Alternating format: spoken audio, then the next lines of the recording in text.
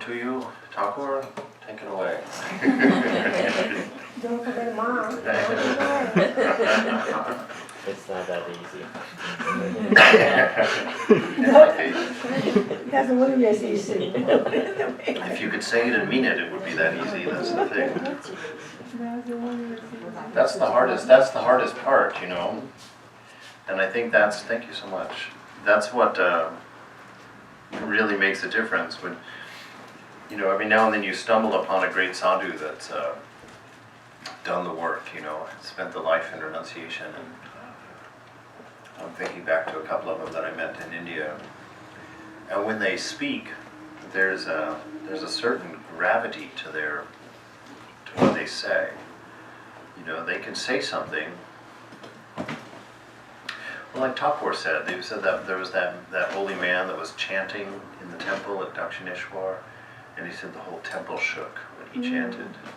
You know, yeah, somebody whose heart, mind, and was it heart, mind, and word, deeds, your actions, your deeds, and your thoughts are in perfect alignment.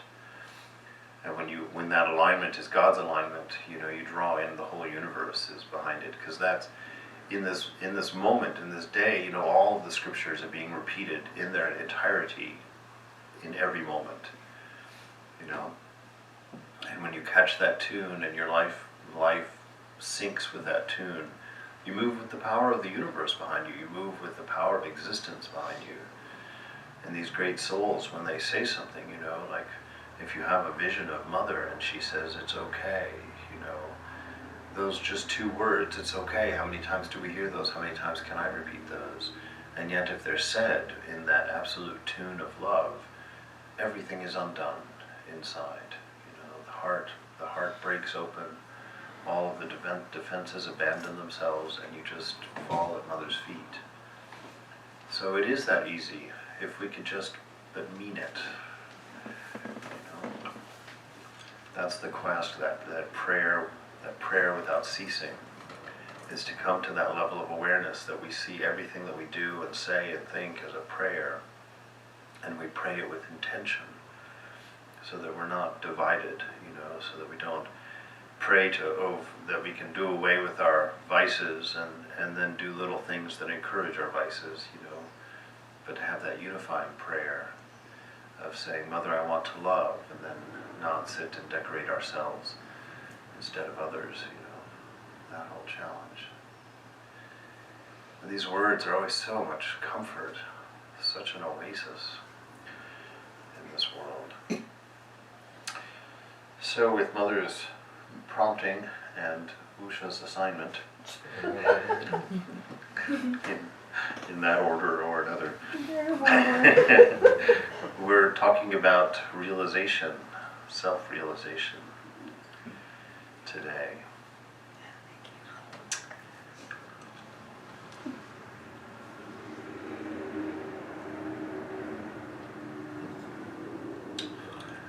I don't know, I don't have the energy not energy, just something else in my mind. It started last night with this conversation, you know, with Vivekananda saying, you know, stop seeking God and start seeing Him. How long are we going to run around looking? How long are we going to keep, you know, puttering around with our practices, trying to find instead of simply experiencing God? You know, when will we understand that we've never had anything else and never seen anything else but our beloved?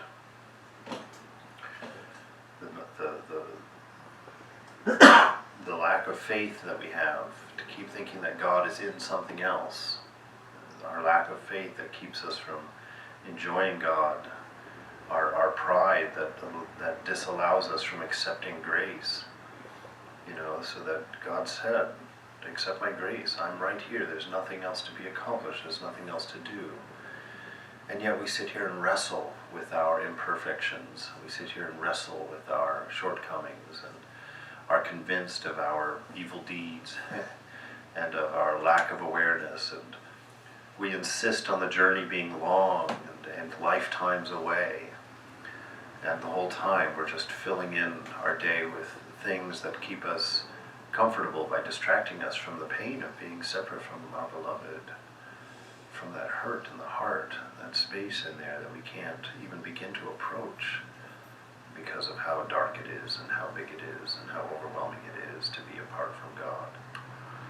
You know, we've become so accustomed to living around that precipice without paying any attention to it because it hurts, like with a hurt that you can't endure without knowing that it will end, you know. And so we build our whole life just scurrying and staying busy and keeping our eyes off of that thing, off of that hurt inside, because we don't know what to do with it. We don't know how to fix it. And it seems like too much of a problem, too much of an unknowing for us to take care of. It's also unnecessary.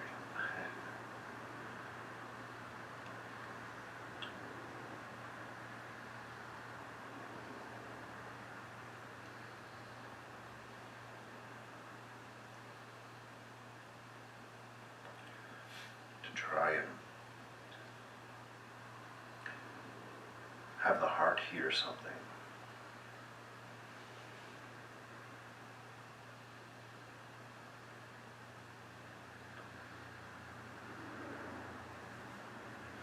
To try and be touched. And we're so protected from these things.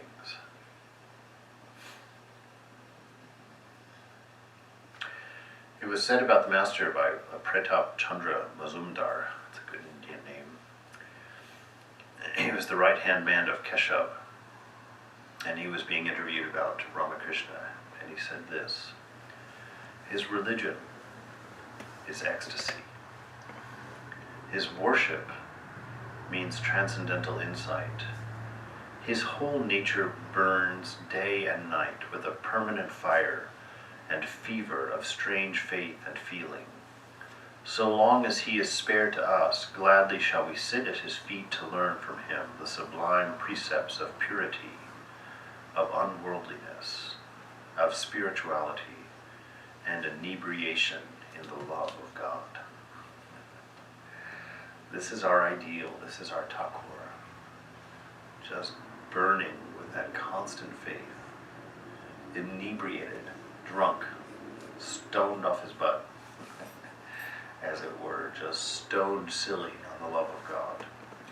We have permission to be that way because Thakur lived that way, to reel literally like a drunken person in love with God.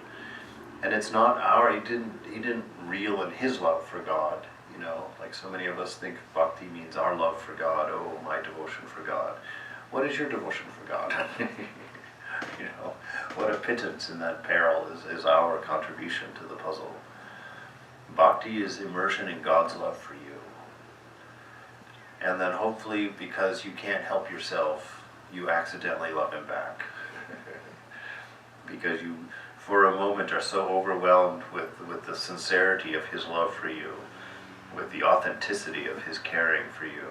For just a moment, you forget to protect yourself, and you fall in love with the beloved. That's our practice. That's our practice. That's all that we have to do. For a moment, forget that we need to protect ourselves and accidentally fall in love with the beloved because of his authentic and perfect and beautiful love for ourselves.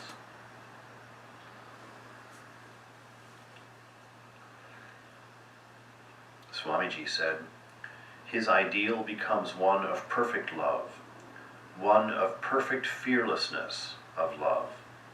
The highest ideal of such a person has no narrowness of particularity about it. It is love universal, love without limits, love without bonds, love itself, absolute love. What's he trying to say? See, he knew Thakur. He was the closest, probably the closest person to Thakur. Knew Thakur the most intimately. And he can't find the words to express that love, to describe that love. You know, he spends a whole half paragraph there.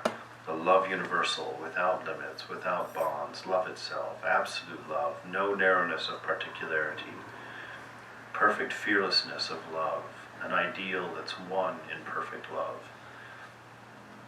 That's our highest ideal right there, to be one in perfect love, one with each other, one as a group, you know. I have to say, because Mother brings it up actually, that's one of the things that hurts, that we struggle with as a group here, also in DC.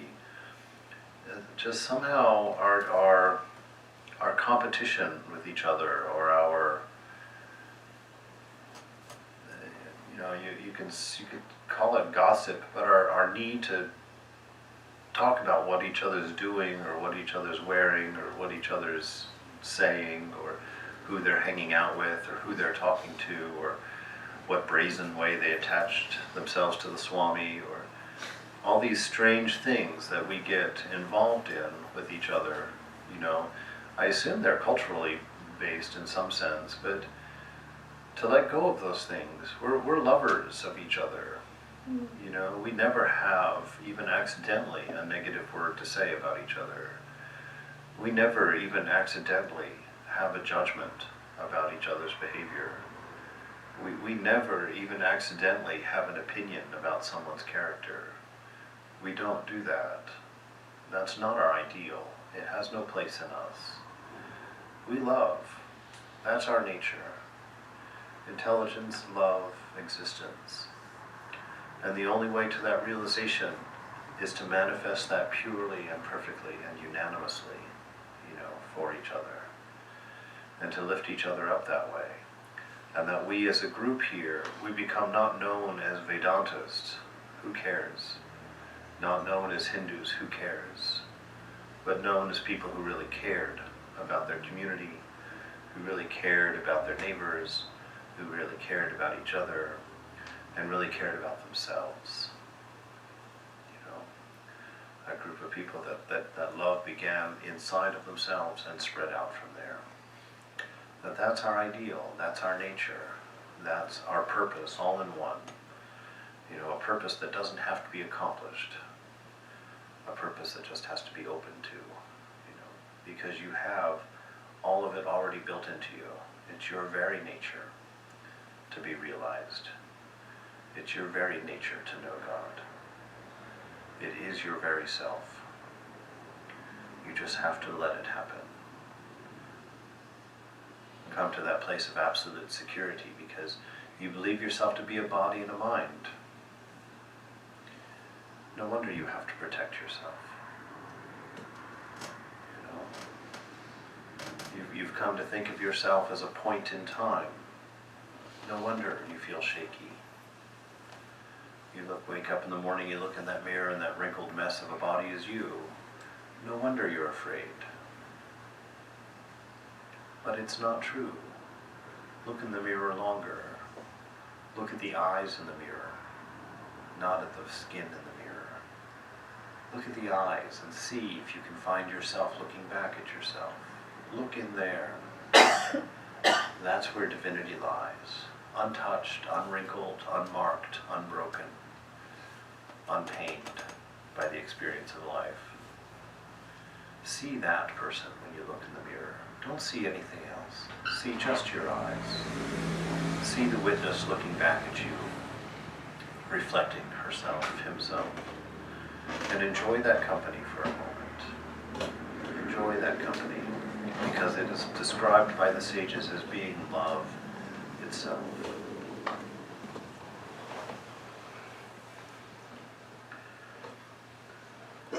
The master talking to Bhagavan Das, he says, "The eternal religion, the religion of the rishis, has been in existence from time out of mind and will exist eternally.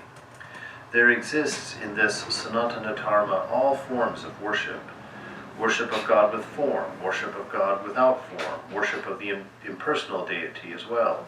It contains all the paths of knowledge, the paths of devotion, and so on." You know, this love, this religion, which is perfect love, this ideal, this Sanatana Dharma that we talked about last night and that I tried to express in a paper, You know that this is beyond time. Because it has nothing to do with time. You know, time is made up. Time isn't even real. This moment always is, and has always been, and love defines it. There's no great mystery about that. This is love unfolding, as it were, God fully expressed in this moment. If you draw a line in it and call it time, then what is that line? That line is every story of love being told at every moment. You know, you look through the world of 7 billion people, every life is a life of love. You know, what they love may be due to ego and due to distortions of their mind and whatnot, but it is for love alone that they're getting up in the morning, and for love alone that they're going to work, and for love alone that they're coming home at the end of the day, for love alone that they worry about anything, you know, whether they're building the latest app or going to the hospital to, you know, take care of patients or driving a bus. All of it is for love of something. The bus driver may be driving for the love of his vacation, you know. But that love drives everything. And to live a life where you see that motive of love in everybody, when that person cuts you off at the freeway, instead of identifying with yourself first and being offended at his action toward you, understand his love for being first. You know, and smile at that. Here you've got a full-grown man cutting in line to get on the freeway, which isn't going anywhere anyway. And there's, you know, if you take yourself out of the puzzle and stop worrying about your own nonsense, something that was offensive can be something very entertaining. You know, that's so sweet. Oh my gosh, look at that guy acting like a 5-year-old. But it is true, you know, to see that, to see people's faults in light of that. You know, you look at a room full of kindergartners. They may be involved in all kinds of mischief. It's not hard to find a place where you can smile at it, you know, where you can chuckle at how silly that is. I like to believe that that's God's perspective of our lives. All of these little faults that we see as being so severe and cutting us off from our beloved, they're stolen magic markers. You know, they're the child hiding an extra piece of paper in his desk so that he can, you know, try again later. They're things that God is not worried about. He's already forgiven them, already let them go. He's already in love with you. He's already fully disposed to you for your life. You know, nothing pleases him more, like your own mother, or like your teacher at school. My goodness, how many of you ever went to an office hour? You know, your teacher holds an office hour to be there, and usually they just sit in their office alone. Nobody ever goes. But if you go to your teacher in office hour, my goodness gracious, she almost falls over her desk to help you. You know, she's so excited that somebody actually cares about the subject. And I often think of God that way. You know, it's like he's got his office hours, you know, your meditation time in the morning, okay. And he sits there and waits, you know, and somebody actually shows up, somebody actually comes. And I just see the God of the universe just really stumbling over the desk to get to you, to help you, and to reach out to you, and to hopefully, just hoping that you will let go long enough in the moment that you can feel him hold you, so that you can understand his compassion and his commitment to you, and how deep that goes. Because he's in perfect integrity. You know, his voice shakes the universe. And so when you're able to uncover your own ears for a moment long enough to hear even the whisper of that love, you'll be more than halfway to the goal. More than halfway, just by hearing it in its slightest breath like that. I want to read this, my favorite story in the Gospel, which I've read many times, but I can't get away from the story because it's so personal. After a time, Bhagavati, an old maidservant of the temple proprietor, entered the room and saluted the master from a distance. Sri Ramakrishna bade her to sit down. The master had known her for many years. In her younger days, she had lived a rather immoral life. But the master's compassion was great, and soon he began to converse with her. Okay, so here we see somebody that has known the master for most of her life. Okay, so she's been coming to see him for a long time. And that's important because she's an immoral woman. And that immorality was happening when she knew Thakur, you know, when she was a visitor of him, when Thakur knew of her.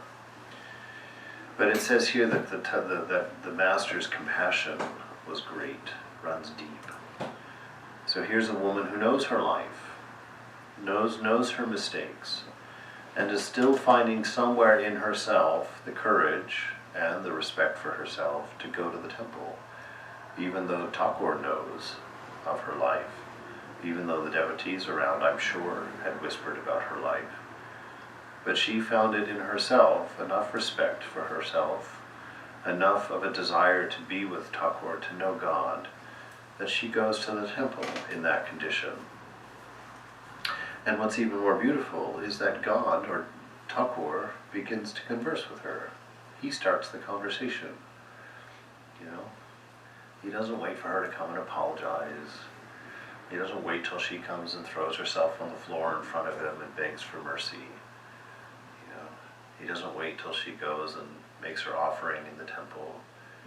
She shows up in her condition as she is, and God talks to her, converses with her. And he's honest. Wow, now you're pretty old.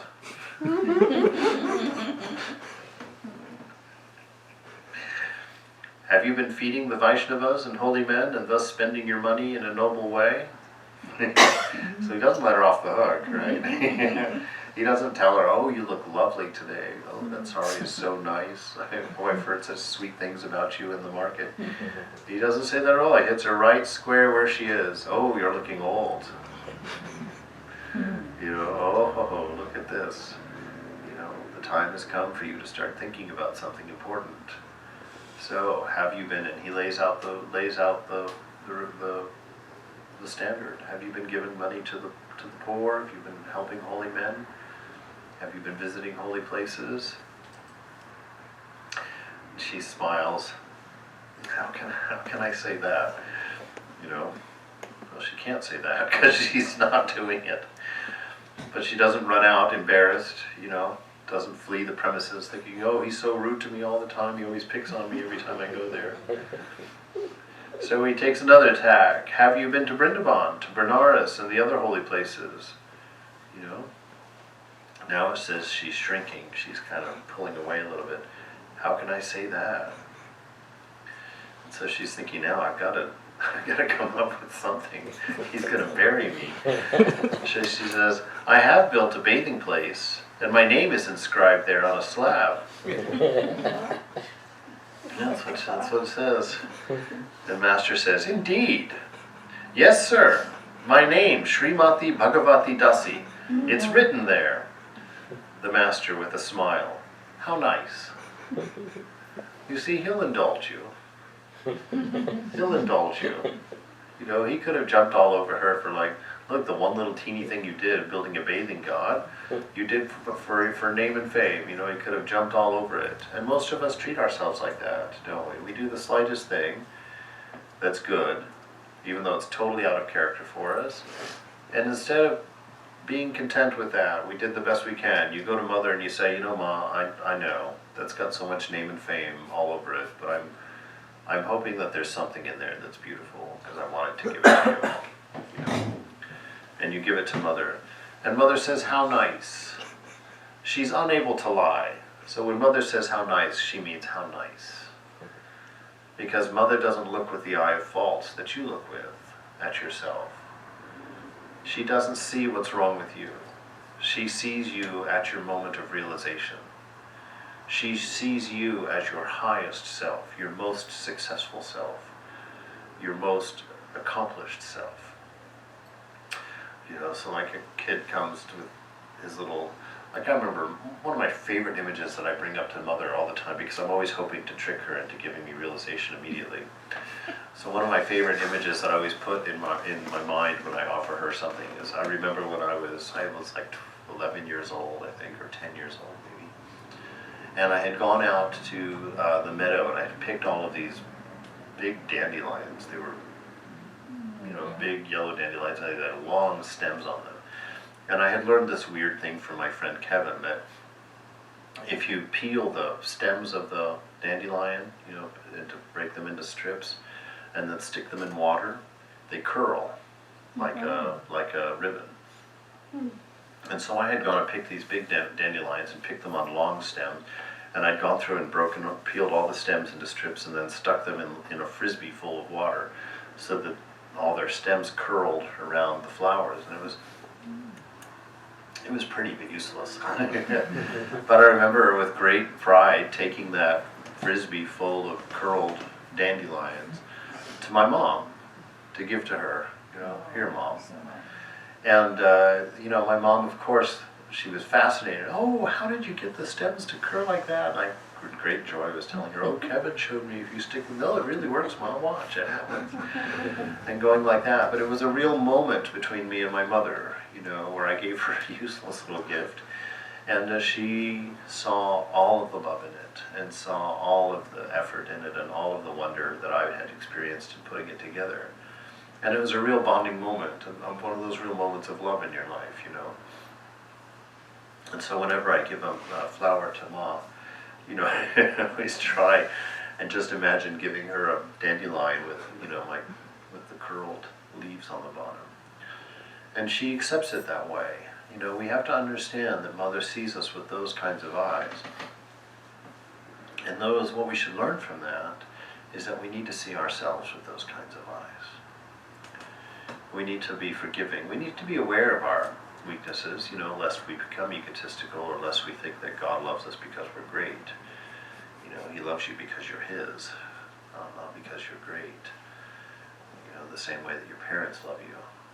It's not because you've accomplished great things. They like that.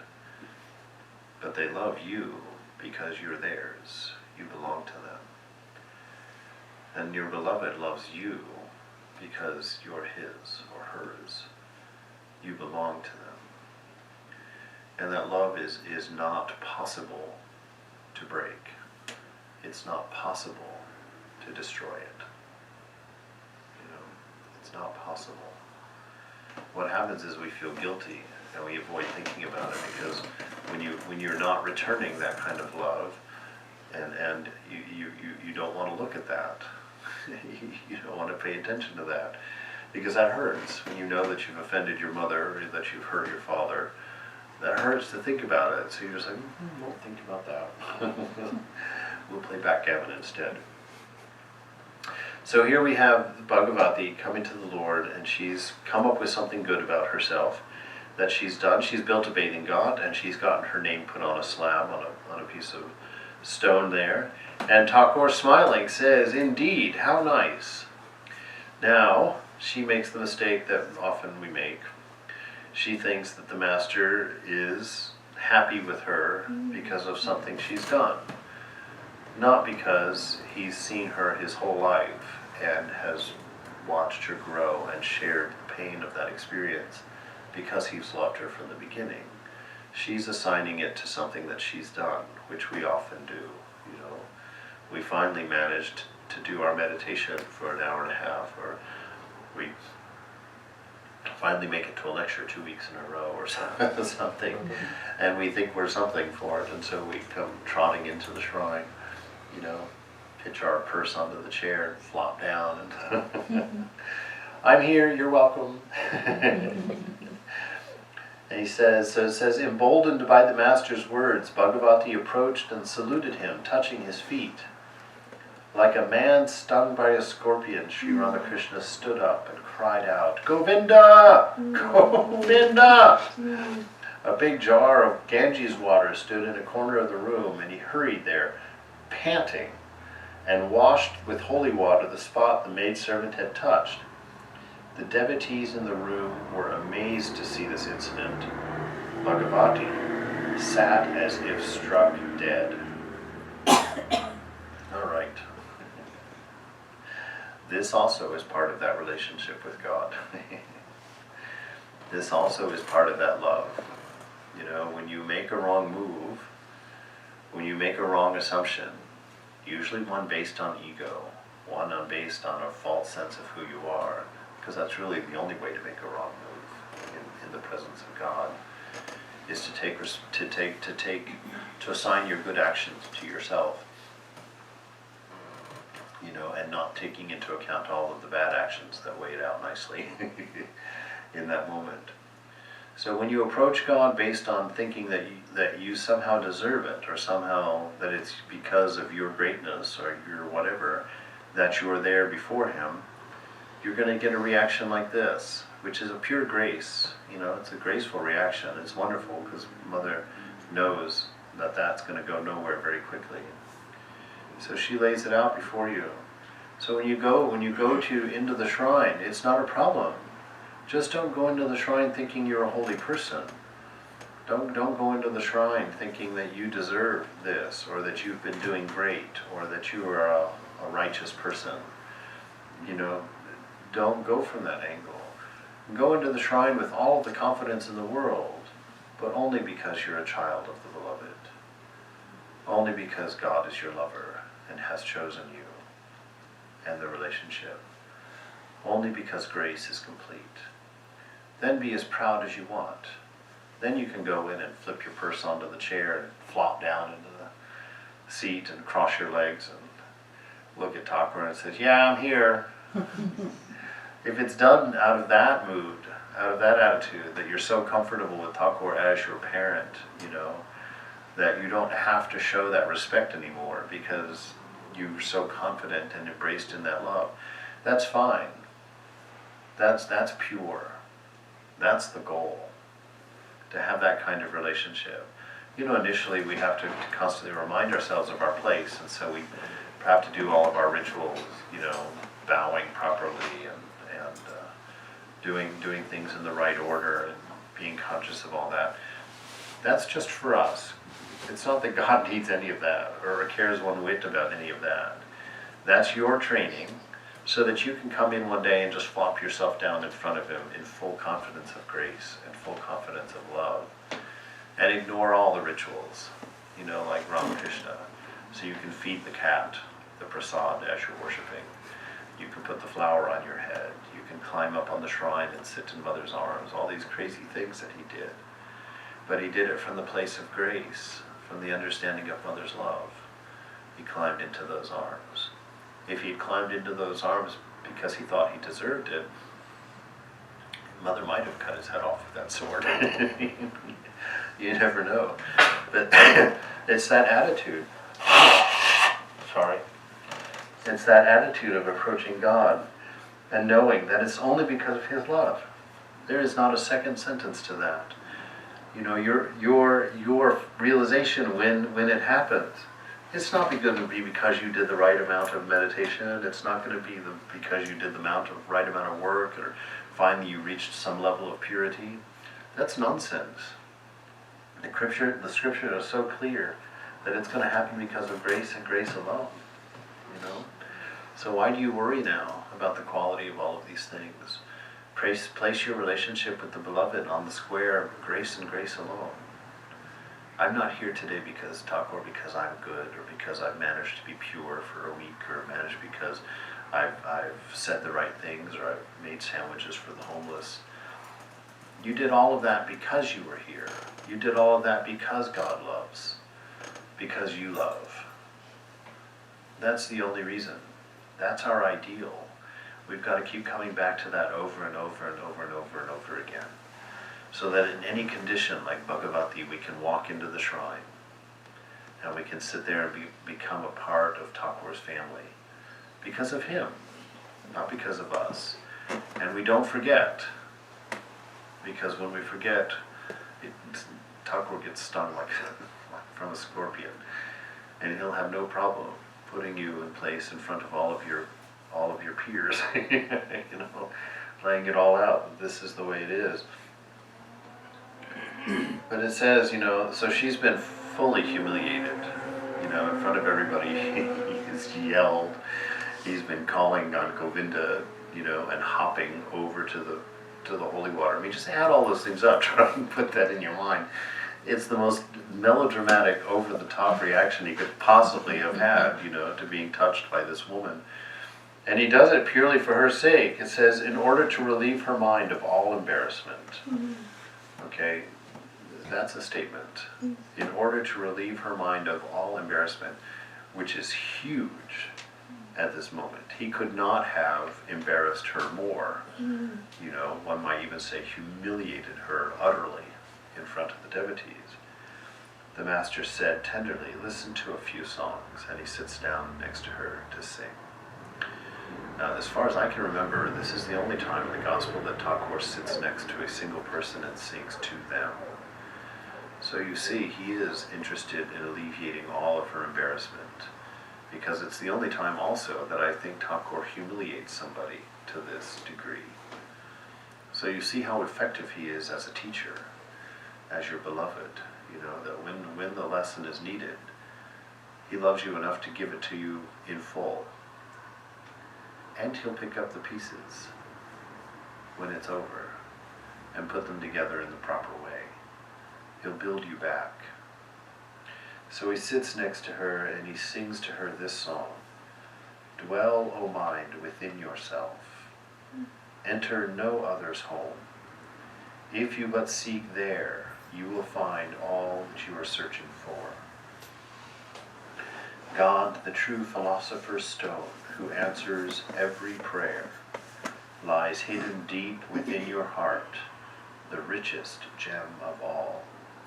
How many pearls and precious stones are scattered all about the outer court that lies before the chamber of your heart.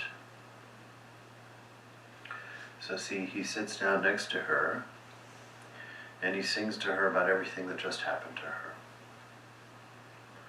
I was able to embarrass you and humiliate you because you had put your sense of self-worth outside of yourself. Because you thought that when I was asking about your practice, that I was asking about things. And you thought that when I was asking if you had visited the holy people, that you thought I was asking about things. Those things I don't care about. Your heart I care about. When you made the mistake of putting your value for yourself on the things outside of yourself, I can humiliate you. You can't stand on those things. Those things can always be taken away from you.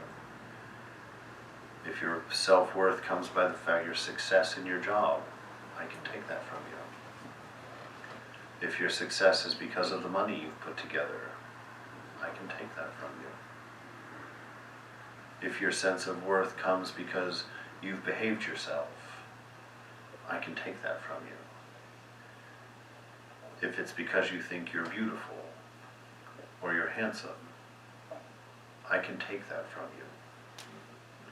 If you think it's because you're healthy, you're in good shape, you're disciplined, you're upstanding, you're respected in the community, I can take that from you. I can humiliate you utterly. You will stand because of love and love alone. And that love is your nature. I've put it within you. I have made you the only thing that is valuable about you. I have set my own nature in your heart. And you will be proud of nothing else but that. You will stand up in front of me in confidence because of nothing else but that. That cannot be taken away from you. That is you. That's what he's trying to teach Bhagavati here. Don't stand in front of me because anything outside of yourself. You stand in front of me because I have given to you the only thing valuable in you. And I see that. And I love that.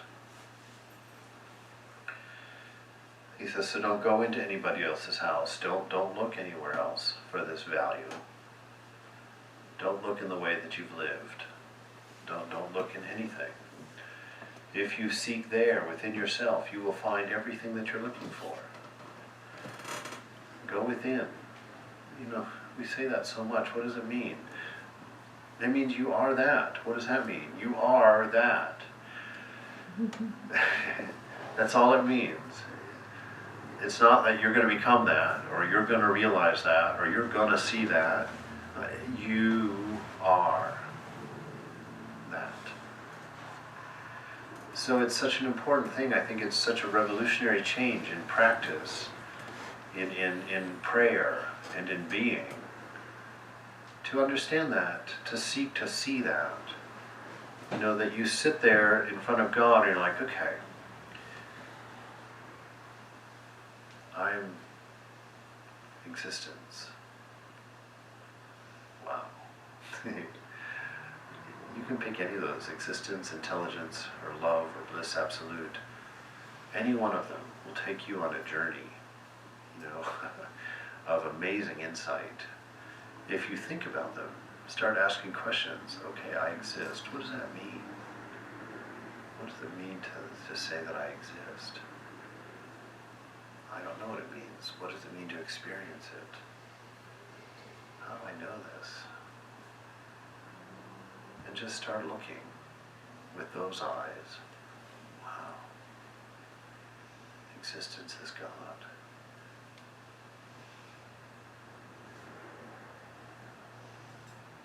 You can't say anything about that, but it's right there with you. It is God. Feel just the existence in yourself right now, your awareness of being.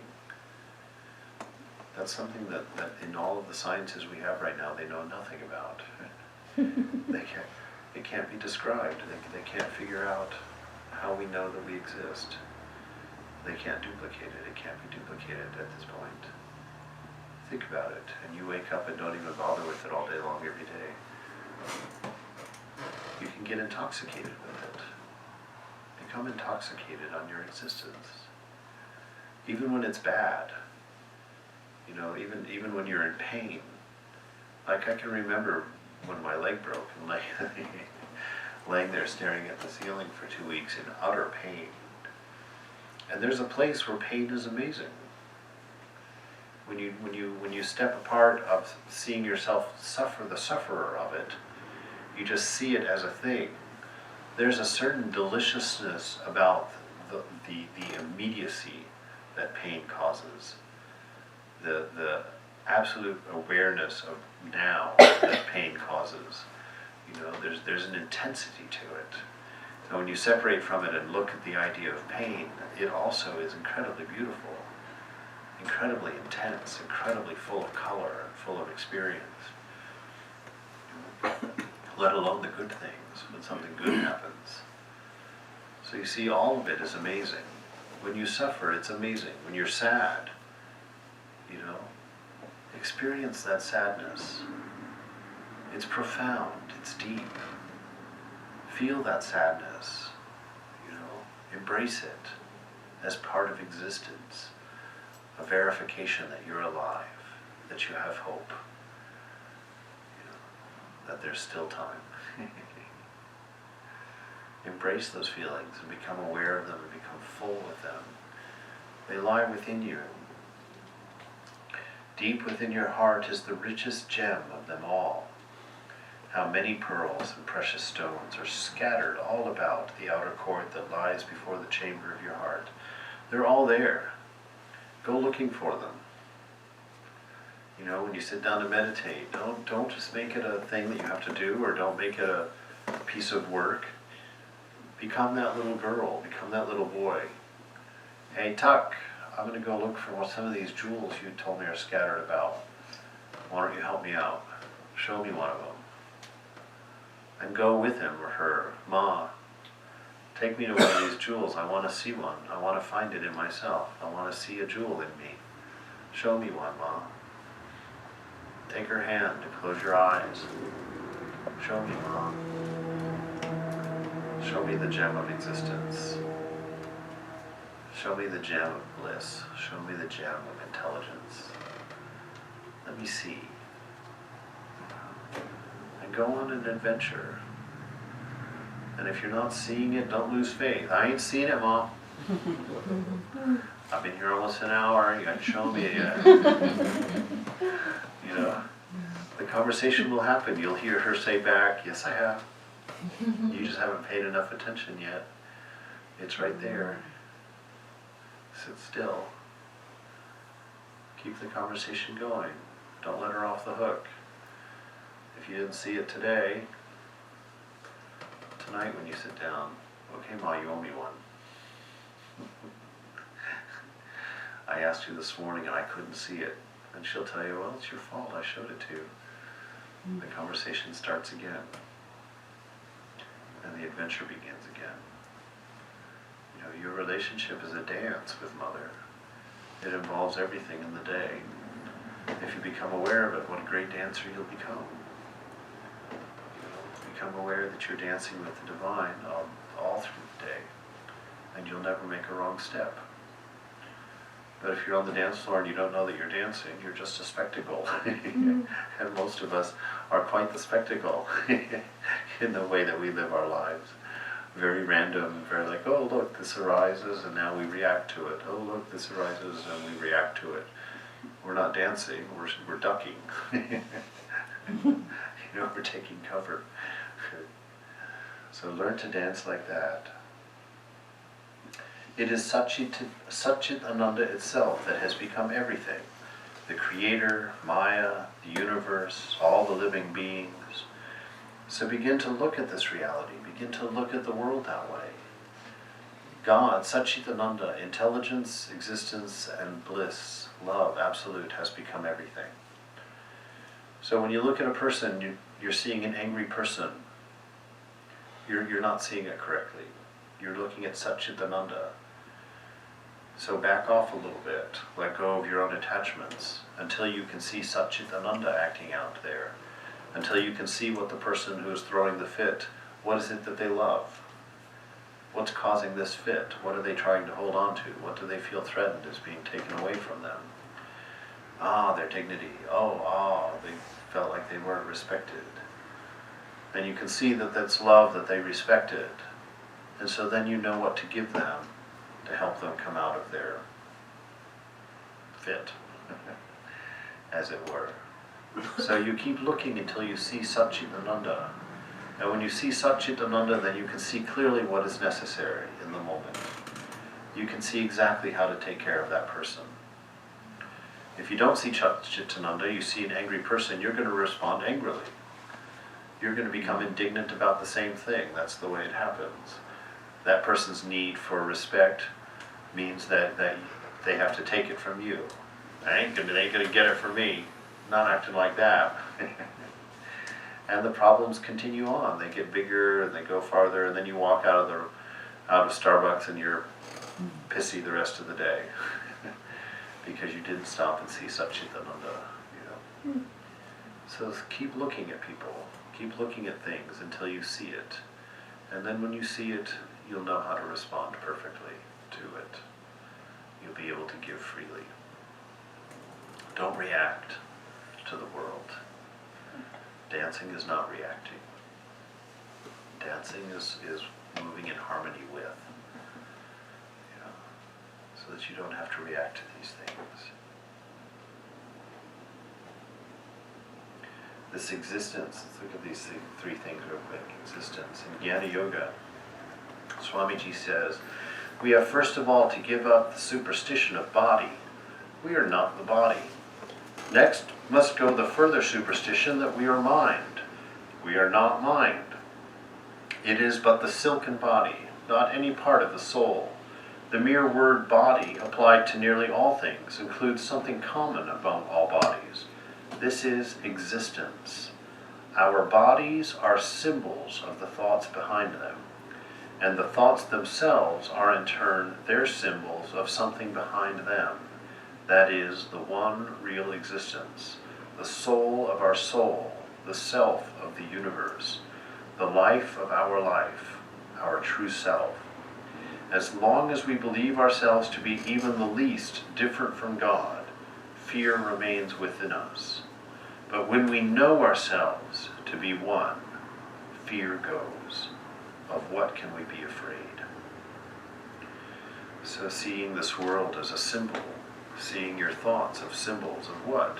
Of Satchitananda, that manifestation of love. Look at your thoughts. What do they tell you about your story of love? Where is your confusion? How are you distorting that love on its way out of expression? That fire of love burns purely within you, and then around it is the colored glass of mind and body that gives it a certain slant, a certain projection onto the world. You know, it casts shadows on some people, it casts full light on other people. But if you were to get your ego out of the way, your wrong sense of self out of the way, it would shine clearly on all. You know, it wouldn't be a matter of choice. You wouldn't have to wonder, should I give this person money or not? You know, you would act properly in the moment because you could see authentic need and manipulative need. You know the difference. If you're present in love, you can distinguish the difference, and you'll give what is proper in that moment. Vivekananda goes on, he says in The Open Secret, how wonderful it all is. Okay? That's the sign you're seeing Satchitananda. When you look out and you're like, God, how wonderful all of this is. Look at the human eye, how easily it can be destroyed, and yet the biggest suns exist only because your eyes see them. Now see, when Vivekananda, when anybody starts talking like this, take notice of Vivekananda. What does this mean? That means in the quiet of his meditation somewhere, he considered his eye. He picked up his eye as a topic of thought and began to wonder about it. That's an instruction to you. That's how you find your way into these secret truths. Somebody said that to me one time. They're like, that was one of their favorite things about Swamis, is that Swamis seem to be able to take the simplest things and make the profoundest teaching out of them. Well, why is that? Any spiritual person does that. Because you've spent time with those little things. You've sat down and wondered, like I was sharing with Peter this morning. This year, my biggest question and my biggest freak out has been, I've been trying to figure out what is a thought. Usually these things betray their truth to you when you sit and think about them and wonder them and ponder them. This one has given me no answer whatsoever. I've been thinking about it for a few months now. I have nothing to say. I can't give a single lesson on thought because I have no idea what it is. No idea what it is. Can you imagine that? Something that we live so comfortably with all the time, and you don't even know where they come from. Like, wow, that's a big omission. That's a pretty big thing not to know. Because of how many thoughts go through my mind in a day. Who put them there? I'm the one looking at them. Clearly I can see them. But I seem to see them after they already manifest. I don't seem to get to manifest them. They seem to just already be there, and then I do whatever I do with them. So open your eyes to those kinds of things. That's how you become full of wonder. That's how you become a child again. You undo these assumptions that you've made that have made life so calcified and so boring. You've stopped seeing the wonder. You've assumed way too much. You've made yourself way too comfortable in what you think you know. You have forgotten that the very fundamentals were just assumptions, and that you've built a whole life on those assumptions. Go back and reconsider. Reconsider those assumptions. First of all, try and figure out what ones you made. Find out what assumptions you made that you built your life on, and ask yourself, how easily the eye can be destroyed, and yet the biggest suns exist only because your eyes see them. The world exists because your eyes certify that it exists. Think of that mystery. These poor little eyes. A strong light or a pin can destroy them, and yet the most powerful engines of destruction, the most powerful cataclysms, the most wonderful of existences, millions of suns and stars and moons and earths and planets, all depend on their existence for your eye. They have to be certified by these little two things. They say, nature, you exist, and we believe that nature exists. So with all of our senses. What is this? Where is weakness? Who is strong? What is great? What is small?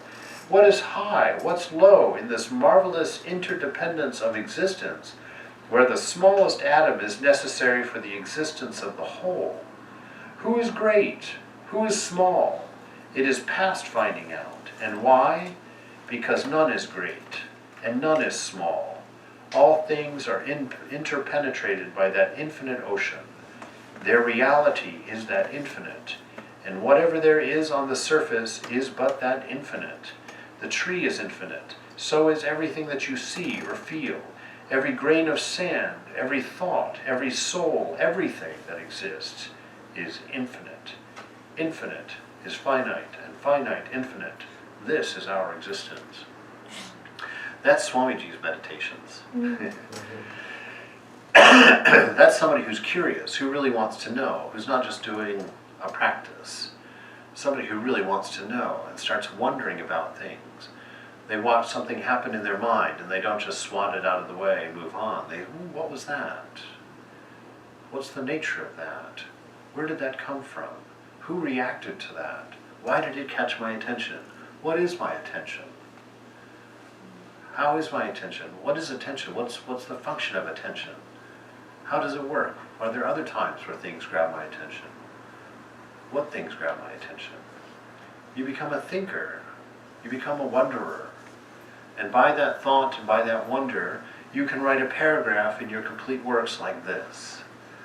All of the universe is infinite.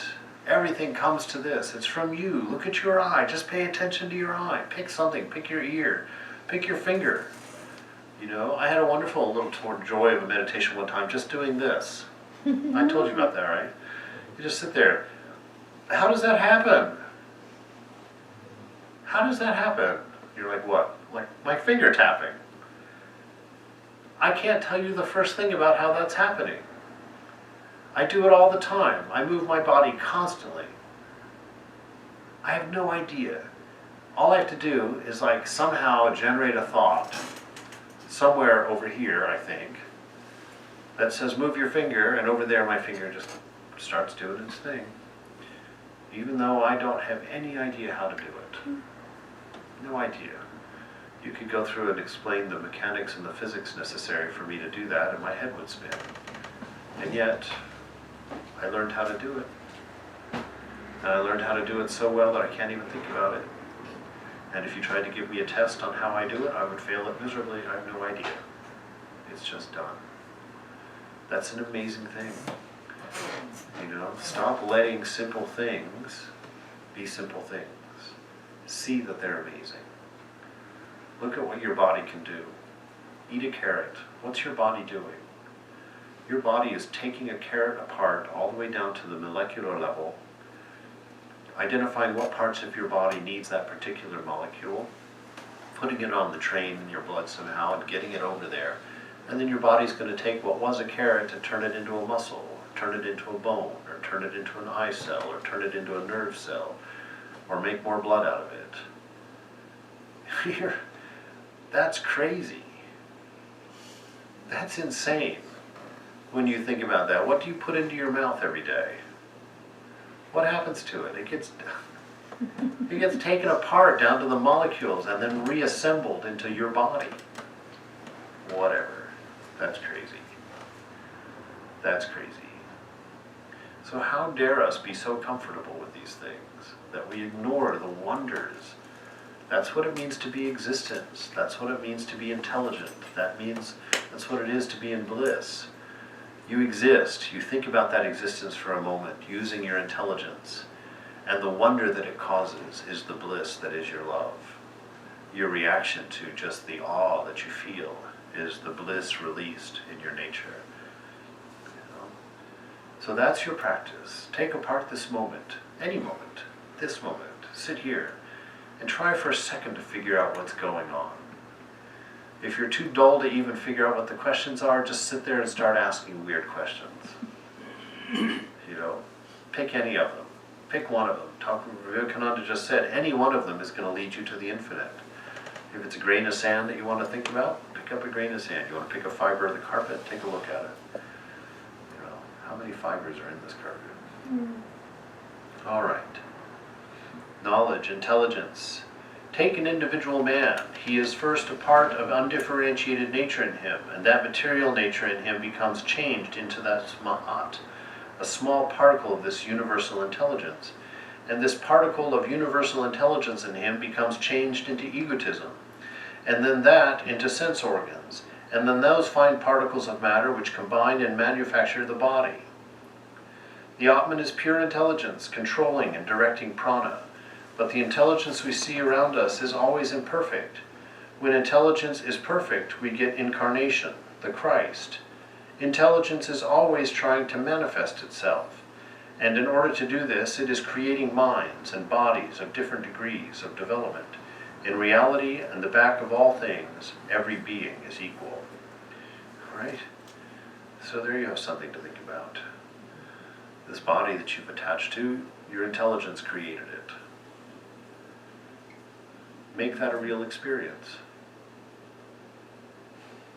When you ate that carrot this morning, how is it that it went to the right place and did the right thing? Intelligence. Your intelligence is manifesting you.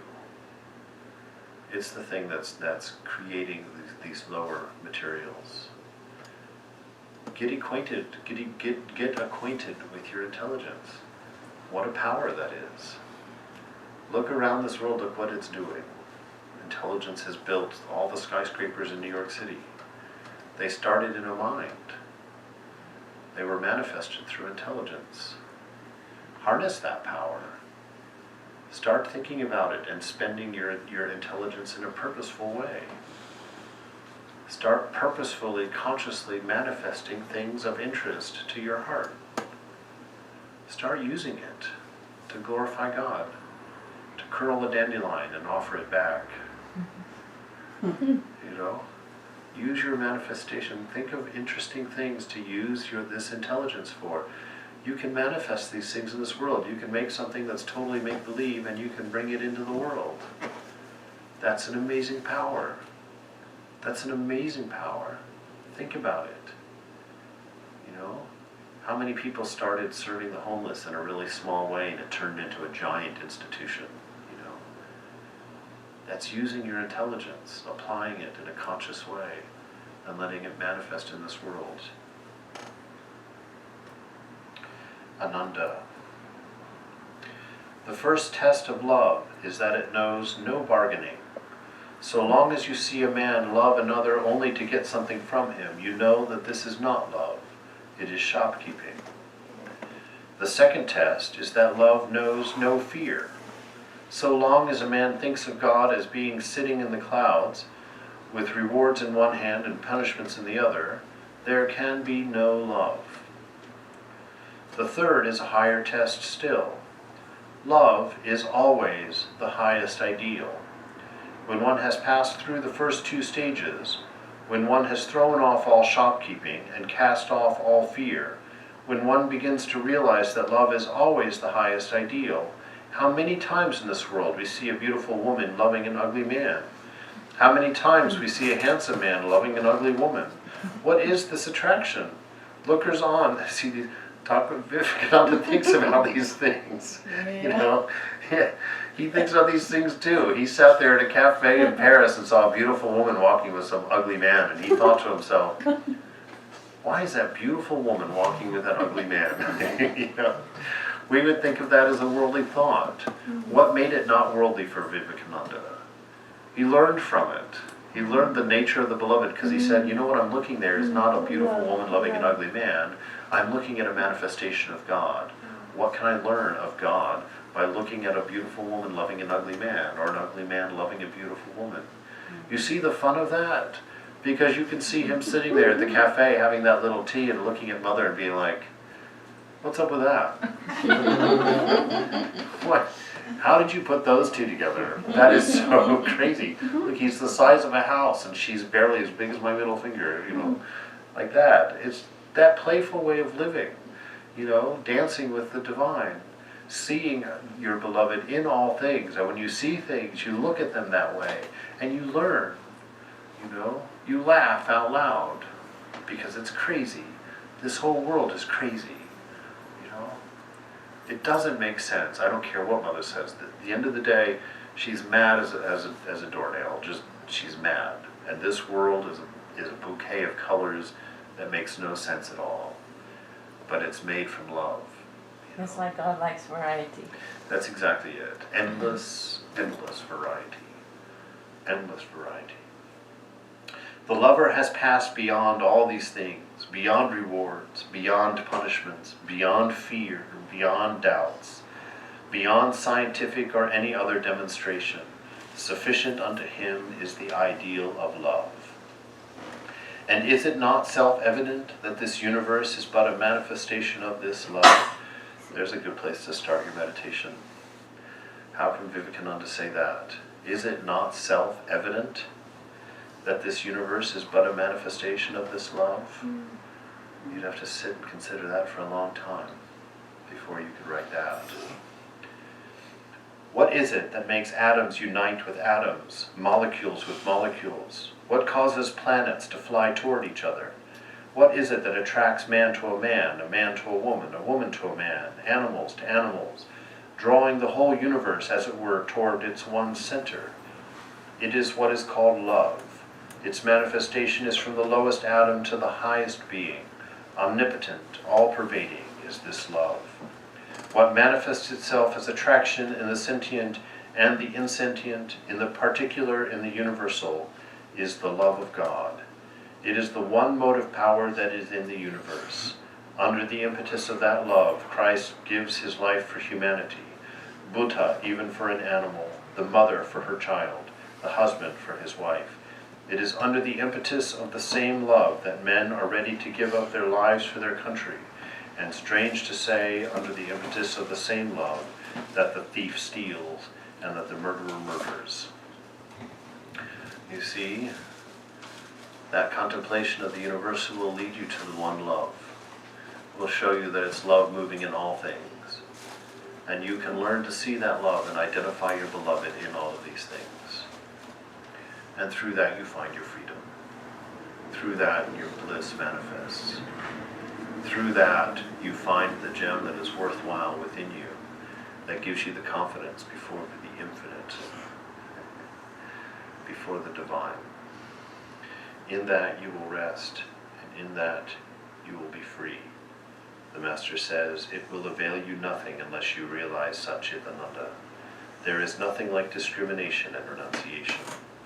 The worldly man's devotion to God is momentary, like a drop of water on a hot frying pan. Perchance he looks at a flower and exclaims, "Ah, what a wonderful creation of God." So much more than that is possible.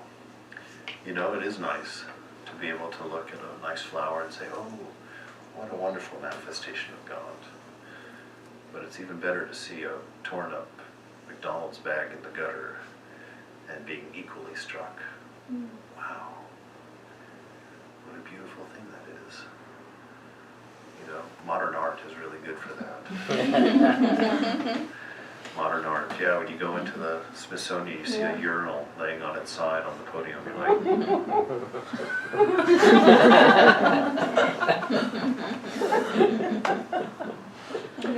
but if you look at it long enough, you can see what they're talking about. You can see their point, and that's what practice is. It's looking at once at modern art is a plain piece of paper, and everybody's looking at it, and then say, "What is in there?" One artist said that there was a grass and a cow. Cow came in the grass and left. Now there is nothing. Visualization. Yeah. Well, that's the thing. I always found that, like, if you go out with a camera in order to take a picture, suddenly everything looks like a good picture. Like you're sitting there looking at what? Look at how that cardboard is bent just in that right way, sitting there in that color. you know. But that is right thinking. That's not ignorant. That's right thinking. If you go out those doors with God in your mind, Satchitananda is everywhere, waiting for you to appreciate it, to become overwhelmed with it, to become infatuated with it as God, not the symbol. Don't fall in love with the symbol. Fall in love with what's being symbolized. This world is but a symbol of that divine love. So have those eyes, enjoy those eyes, and then have your fun. You know, then you too can put a urinal on a stand in the gallery of art and get away with it. You know, in your life, you can do funny things in the name of devotion. That's why, you know, I think that's when you know that things are coming close, when you can start kidding around with the beloved and making fun of things in a childish way, in a childlike way, or a childish way. A+. Yeah. A+. Because she's graded you also. What's that? She's graded. Great, yes. I gave the assignment. I gave him the assignment, so. There you go.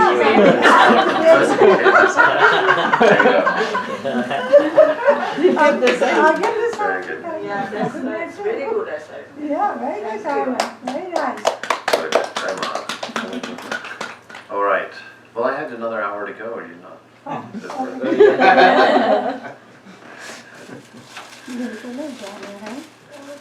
Super.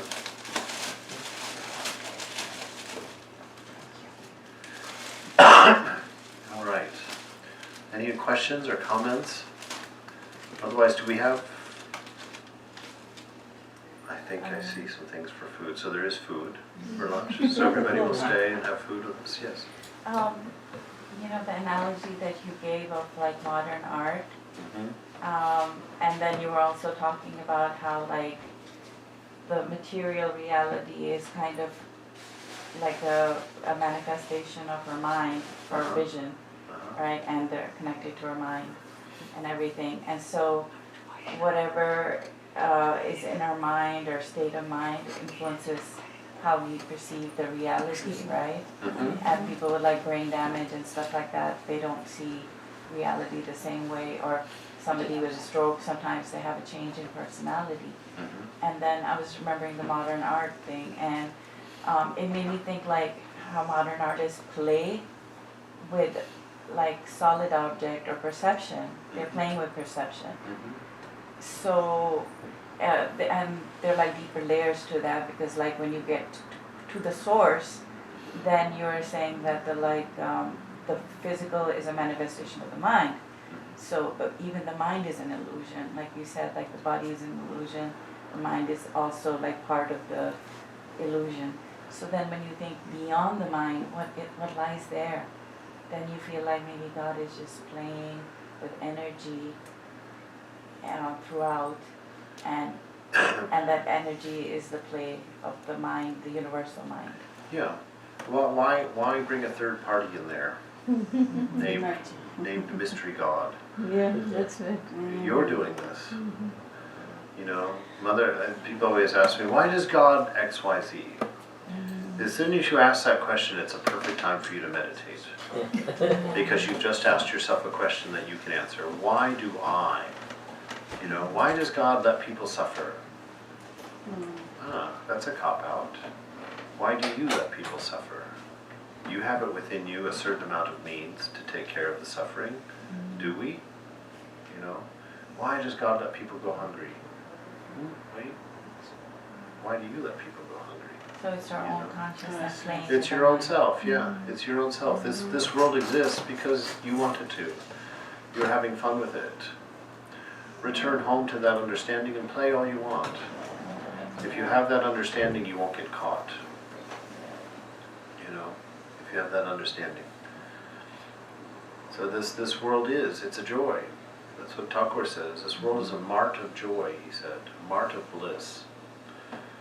It's like Vivekananda says, I didn't come that, religion does not exist to prevent you from enjoying the world. Religion is to show you how to enjoy the world so that you don't get caught in it. So enjoy the world, by all means. Enjoy everything. Just don't be picky about what you're able to enjoy. Not too much analyze. Yeah, just be. And even when you get pricked with a pin, I feel like our mind is like our biggest obstacle. but Like your mind is getting your pricked. biggest advantage also. Yeah, like, both ways. you know, but just to feel that inner bliss and just consciousness, the mind is like blocking, No, like a cloud blocking that mind. the mind can't block it. Okay. No, not at all. No, ego is what misreads it. You know, the light comes out all the time. It's coming. That's why Thakur could be in this room right now, and all of us are sitting here, sort of semi-bored, like, when are we going to get to lunch? Thakur would be here, you know, tears streaming down his eyes, in full bliss, unable to even mutter a word because he's in ecstasy. Why? Because he's seeing the room as it is. You and I have made 1,000 assumptions about what's going on in this room, and all of them were boring. Thakur sees this room as divine light, an infinite manifestation without beginning or end, freedom personified, love without limit and condition, you know, an eternal existence. He sees that in the same room that you and I just see us. You know, he was in ecstasy not because he saw something different, but because he saw what is. You and I see what we assume. We don't see what is. And so that's our thing. Stop with the assumptions. First we have to figure out what are the assumptions you made. One of the first ones we all made, apparently at around 7 months, is that these toes were our toes. And then watch a child put his toes in his mouth. A small baby will. Yeah, What fortunately happens? Mother takes care of that problem by the time you hit 50. Those toes aren't going in my mouth. But small babies will drag their feet and stick. No, that's true. But you know, those things, we're taught all of that. You're born into this world and you just sit there and you're like in wonder. You're just like, you know, you get hungry so you cry and you, oh my God, there's food. You know, you feel lonely, you cry, oh my God, somebody's holding me.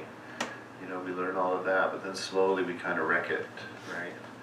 Slowly we're like, oh, my toes, these are my toes. You know, and then suddenly you've got a body. Oh, it's my body. You know, and just goes on from there. I want to share just what Umesh shares with me. It's like one woman and man and this.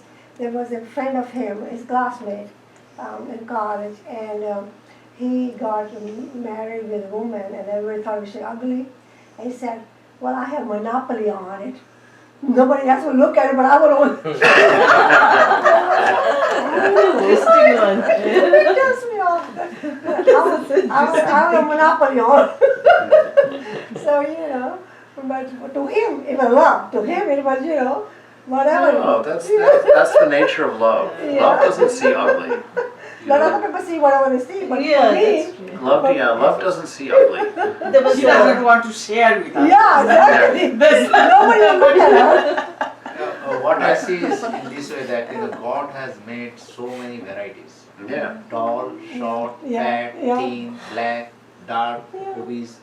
But beauty lies on the beholder. There is someone God also made who is crazy for that person. So they have also a pair, and pair automatically comes together. It's all again love, you know, all like, And this analogy can be given to any, you take anything. Mhm. Say a car, a very costly car and very cheap car. There are people there who will buy. They love that small car, they love that big car. So it is all made for each other. It's a balance, Yeah. balance in nature. It's true. I remember, I think about, of course, this is a taboo subject for a Swami, so I delight in talking about it. But my first girlfriend, Denise Fox, she was ugly. She had a big old nose and kind of thin hair parted on all the sides. But you know, as it is in that age, I think I was like 10 at the time. Everything became magical, you know, like after we had checked the box, like I sent her that note in class, will you be my girlfriend? And she had checked yes and sent it back over. And then I remember the first time that we held hands. Oh my God, What an amazing experience that was to hold someone's hand. Oh my gosh, you know, it just Gross. the world changed. I know that's disgusting, but you know, I remember. I shouldn't tell it. I'm going to tell these stories because it's shocking. So there, you get it right in the face. Now, I remember the first time that I rode my bike to Steinwenden to visit Denise with my parents' permission. And we went over and we took a nice walk. And I had decided I was going to kiss her that day. Oh, So, boy, Maharaj, too much.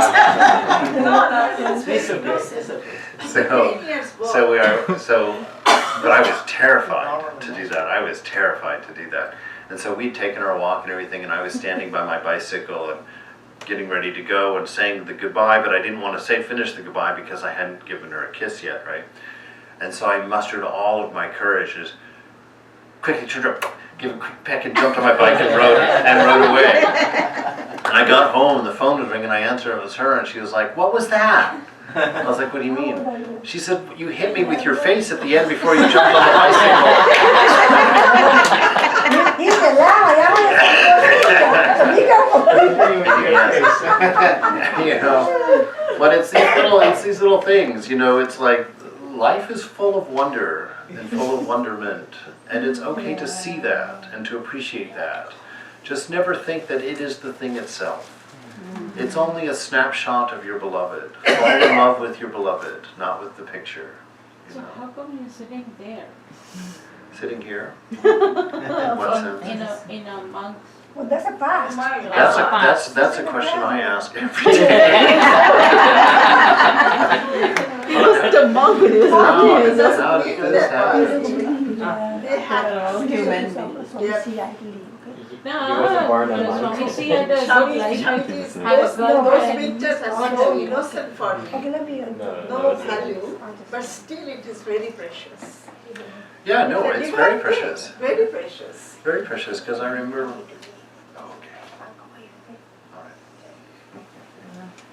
God likes variety. No, it's certainly all these things seen with the right eye are beautiful and valuable, and will bring you to God's love. You know, all of it. To know that, you know, holding Denise's hand. What was that?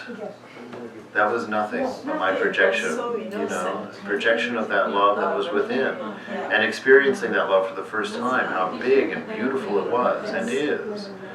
To know that that's one of the gems lying within you. It wasn't Denise's hand that gave me anything. That was all a symbol of what was going on in here, in this place. This place is made for love. That was an expression of love. Naturally was overwhelming for the first time, you know. It was an encouragement I should love more. I should be more freely loving, you know. That I should reach out and take everybody's hand, you know, someone who's suffering. Reach out and take their hand. A woman crying on the bus, reach over, take her hand and hold it in yours. You know, it's an encouragement to do more. Yes, you You can. can love everyone. That's the thing. That's our. We do love everyone if we let ourselves love everyone. We start and then we block out of fear, you know, because we think we're finite. Oh, I only have so much love. I better just give it to the people I really like. We think that the thought and our mind relatively, do you think that is for Sanskar, that how many times we born, and then you transfer the past Sanskar? Well, sure, all of it's in there, but we really don't have to worry about that too much, because it's the attachment in the present moment that's causing the trouble, not the samskara from the past. It's your attachment to it in the present. So even if it's something from the past, we don't have to know that. Just don't be attached to it in the present, and it will be harmless. You know, that's why Mother says, in this moment you can be free. In this moment you can know God, just like that, if you want to. If you want to. That's why it's kind of disingenuous of us to sit around, oh, when will I realize God? When will I realize God? If you wanted to, you would do it right now. Yeah, but when So you figure get out what you're not- really, yeah, when you get really this, that moment is so precious and so beautiful, but it doesn't stay for a long time. That's the thing. You have to feel that all the time. Well, it is there all the time, Yeah. but you choose to Yeah, feel other things. yeah, that's- exactly. Yeah. So just sit and wonder, like, what am I holding on to right now? Why can't I see God? Why can't I? What is it that I love more than God right now? Because it's clear we all do. We all love something more than God, otherwise we would come to our realization. Be honest about that. Be honest about it. Sit there and tell God, oh, how can I say that? I feel like I want this, but I'm not, there's something disingenuine about it because I'm not genuine. Please help me find that. Let's look at my heart together. Let's look at my mind together. What am I holding on to? What do I mistake you for? You know? And then begin chiseling away at that. And then somewhere, while you're still chiseling away, convinced that it's not going to work until you do, Mother will step in and say, just kidding. I'm here all the time. Throw you overboard into the ocean of infinite bliss. So Maharaj, you just said like think just present, right? But sometimes we think lots of past. That attached with the Maya, right? Well, the past is Maya. Yeah. So we have Past. to get The past is rid of Maya. Yeah, That's the that past- attaching. The past is your attachments. Yeah. You only have a past because you have attachments. You've stored things in your mind that you didn't want to be temporary. You wanted them to be But permanent. isn't everything in the present? Everything is present. There's nothing. The past and the future are just. To see it like that is realization. To understand that the present contains all of the implications of the past and all of the projections of the future is realization. That means that there's nothing lacking in the present moment. Yeah. And yet we will always come up with something lacking in the present moment. We lack because of attachment. You know, that's that story, the pizza smell. You know, a perfect moment, you pass the pizza store, you smell pizza, suddenly the moment's not perfect anymore because you like pizza, you're attached to pizza, and the smell in the present reminded you of an attachment, To the past. which then you put that glass of attachment over your eyes and looked at the present moment, and the present moment's no longer perfect. It's now lacking pizza. So your past is your attachments. By the fact that you now see that there's no pizza, you have to create the idea of future in order to come up with a plan to bring pizza into the moment.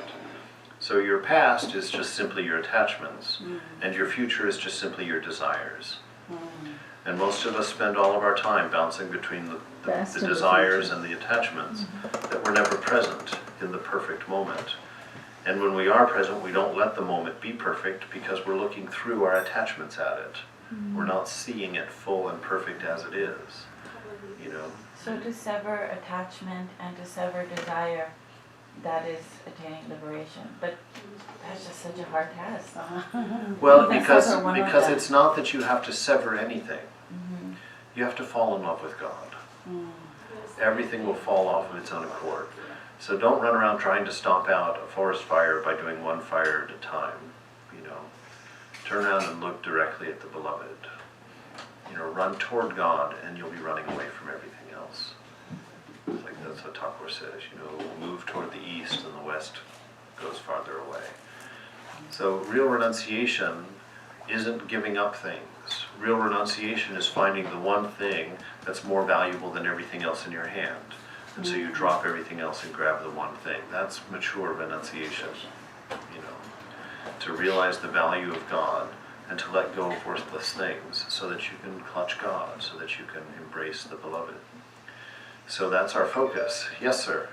So you had said we don't realize God because we love other things more. Yes. But people say that God is everything. Yes. So if we love something, wouldn't that mean we're loving the God? It does mean that, but it would also mean that you should love everything equally. Not just one person, not just one family, not just one car. If you actually see everything as God, and you fall in love with God, then you love everything equally. If you only love blue cars, then you're falling in love with blue. You're not falling in love with God. Because God is also red, and God is also yellow, and God is also green and black. So when we have a favoritism, when we have a particular that we have an attachment, is what we call it, we're not seeing God, we're seeing the object itself, because we're particular to that one object. To see God in all things is to find beauty in all things. So your love flows out evenly and equally to everyone. That's why, your mother puts green beans on your plate and black-eyed peas and some Brussels sprouts. And you don't even think, oh, do I like any of them? No, because they're all God to you. So you just happily eat them all. God is Brussels sprouts. God is green beans. God is rice. You happily enjoy all of it. But if you only like green beans, it's because you've stopped seeing God and you're just seeing green beans. And then when you put Brussels sprouts there and you're like, ooh, I don't want Brussels sprouts. It's because you're not seeing God in the Brussels sprouts anymore. You're just seeing Brussels sprouts. So that's how you know. The more you're able to love and be equanimous, be even-minded about everything, to that degree you're starting to see God in everything. To that degree you're starting to know that your beloved is everywhere, always present, and always perfect.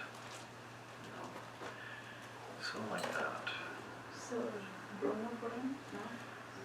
Yeah. Om Brahma-Arpanam Brahma-Havir Brahma-Agno Brahmana-Hutam Brahma-Evate Nagantavyam Brahma-Karma Samadhina Hari Om Tat Sat Om Shanti Shanti Shanti. Would you